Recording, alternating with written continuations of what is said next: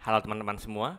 Jadi di sini kita akan bahas lagi ya atau diskusi lagi mengenai salah satu senyawa yang merupakan golongan fenolik yaitu adalah kumarin, teman-teman. Ya.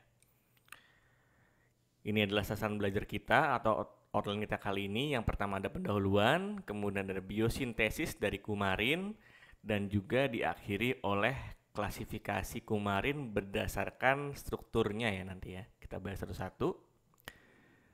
Nah, pendahuluan dulu. Jadi kumarin itu adalah apa sih? Nah, kumarin itu dia itu adalah suatu senyawa di mana dia punya ciri, teman-teman ya. Cirinya itu yang pertama, dia itu adalah heterosiklik ya. Jadi dia mempunyai dua atau lebih struktur siklik. Yang pertama strukturnya itu adalah benzena ya, satu benzena. Kemudian yang satu lagi dia itu adalah struktur siklik yang mempunyai ya, alkena dan juga gugus fungsi ester ya. Nah, jadi kita ulangi lagi ya. Jadi kumarin atau C9H6O2 atau disebut juga 2H1-benzopiran 2-on ya, adalah senyawa heterosiklik dengan dua cincin 6 yang bergabung. Nah, satunya merupakan cincin benzena nih, yang ini ya. Satunya lagi merupakan cincin 6 atau piran ya, yang mempunyai satu alkena dan satu lagi adalah gugus fungsi ester ya. Karena esternya siklik disebut juga dengan lakton, teman-teman ya. Nah, untuk penomoran sendiri untuk si kumarin ini nomor 1 dari sini nih ya. Nomor 1, 2, C-nya ya, 3, 4, 5, salah nih, bukan 10 ya. 5, 6, 7, 8, 9, 10 ya. Gitu ya, penomoran dari situ ya untuk penamaannya sendiri gitu. Nah, inilah contoh penciri atau struktur dasar dari kumarinnya. Tadi sudah belajar ya di pendahuluan. Kemudian untuk biosintesis kumarin, kumarin itu dapat dibuat dengan jalur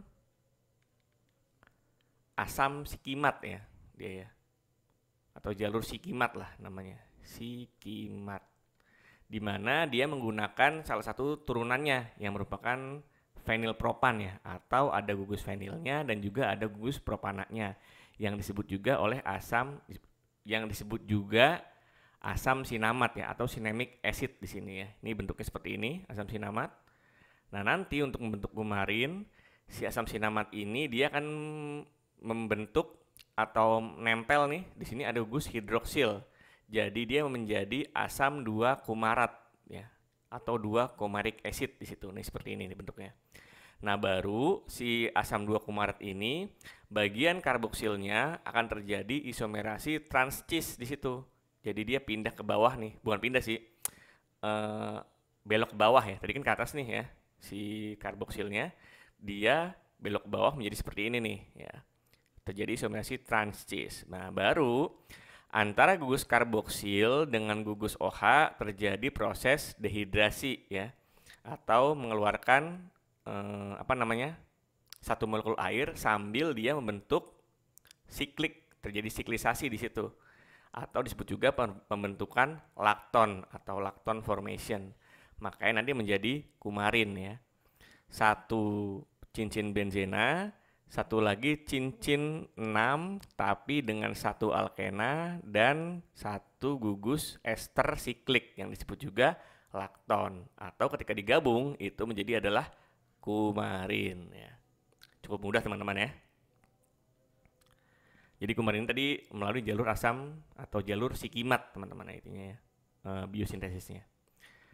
Nah, selanjutnya kita masuk ke klasifikasi dari kumarin. Yang pertama itu adalah simple kumarin atau kumarin sederhana ya. Tadi nih udah dibahas juga, punya satu satu benzena dan juga satu cincin 6 yang mempunyai alkena dan juga ester siklik yang disebut lakton. Nah, contoh dari kumarin sederhana ini adalah ostol nih teman-teman ya. Ostol. Si ostol ini bisa berguna sebagai neuroprotektif, osteogenik, sebagai imunomodulator, anti kanker juga. Kemudian ada hepatoprotektif, kardiovaskular protektif, dan juga anti mikroba ya, anti bakteri. Ya. Ini adalah simple kumarin. Kemudian ada furanokumarin atau kumarin yang mempunyai cincin furan. Berarti dari simple kumarin tadi nanti ditambahkan satu cincin furan nih, atau cincin cincin ether yang siklik ya, yang mempunyai bentuk C5 di situ. Nih adalah cincin furan. Nah, kalau misalnya gini nih teman-teman ya, buat teman-teman yang udah lupa, ini namanya cincin furan ya kan. Kalau seperti ini, yang 6 nih, ini disebutnya cincin piran ya. Furan itu 5, piran itu 6 ya. Ini bentuknya ada yang linear dan juga ada dihidro, atau dihidro ini dia berarti nggak ada alkena di bagian sini nih gitu. Nah, contohnya itu ada soralen, ada antogenol, dan juga kombianedin ya. Nah, ini ketiganya untuk soralen dia bisa sebagai anti fungi atau anti jamur ya. Kemudian yang antogenol dia sebagai antibakteri, dan untuk kolumbianedin itu sebagai anti-inflamasi fungsinya. Ini juga sama nih. Kalau ini dia sebagai, ini bukan sama nih. Kalau tadi kan furan teman-teman ya. Kalau yang ini dia adalah kumarin yang berikatan dengan cincin piran atau cincin 6 nih di sini nih. Ini bagian sininya nih ya. Ini tadi kan cincin 6 seperti ini ya. Nah, ini adalah cincin piran. Ada yang linear, ada juga yang angular. Nah, contohnya adalah grandivitin, itu berguna sebagai antibakteri, dan juga ada inopilum yang berguna sebagai antivirus, teman-teman. Kemudian selanjutnya ada biskumarin atau kumarin yang terdiri dari 2 cincin kumarin sederhana yang bergabung nih. Ini kan masing-masing kan kumarin, teman-teman ya. Ini kumarin. Ketika dia bergabung, dia menjadi senyawa baru tapi tetap kumarin yang disebut biskumarin, atau ada 2 kumarin di situ. Contohnya adalah dikumarol yang berfungsi sebagai antikoagulan di situ ya. Terus selanjutnya ada isokumarin, dia mirip dengan kumarin sederhana. Contohnya adalah tunberginol yang sebagai fungsinya adalah sebagai antidiabetes. Dan yang terakhir adalah fenilkumarin. Dari kalimatnya fenil berarti dia berikatan dengan gugus fenil ya di situ ya, atau ada benzen lagi di atasnya. Contohnya adalah senyawanya adalah isodisparbi yang berfungsi sebagai antiinflamasi ya.